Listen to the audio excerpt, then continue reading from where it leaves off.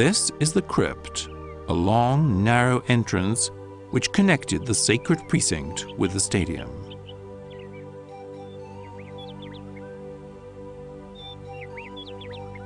Where the treasury's terrace ends, a passage begins, covered with a stone arcade which connects the sacred precinct with the stadium.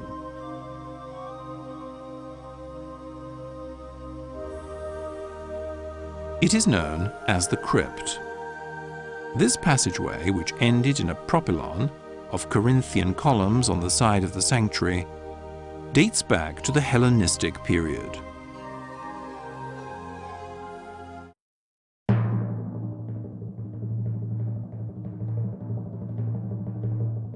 This marvelous expanse stretching in front of you is the stadium, the birthplace of competition, noble emulation, and conciliation of the peoples of the world. Here, the authentic Olympic Games were born and nurtured. They flourished, then disappeared.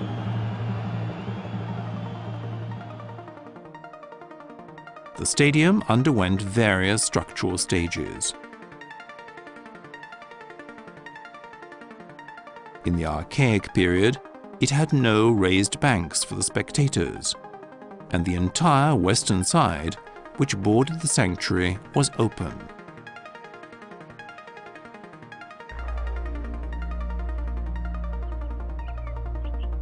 In the 5th century BC, the stadium was moved slightly toward the northeast, and slopes were created around the field by natural and artificial embankments.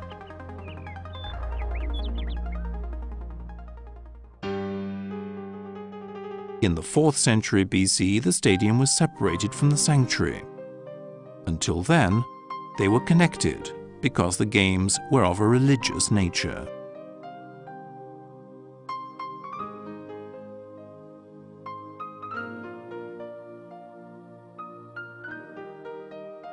The construction of the echo-stoa constituted the separation point between the stadium and the altis.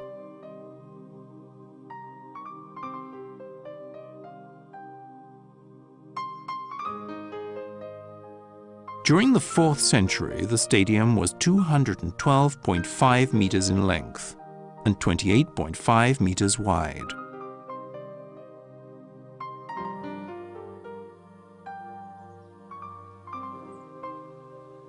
The distance between the two stone markers defining the athlete's starting and finishing points was precisely 192 meters and 28 centimeters, compared to 186 meters in a classical stadium.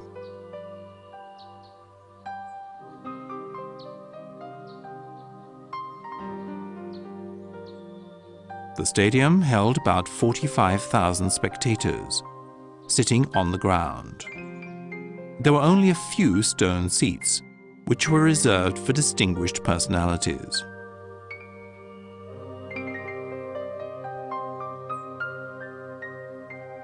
At this point on the southern side was the podium for the umpires.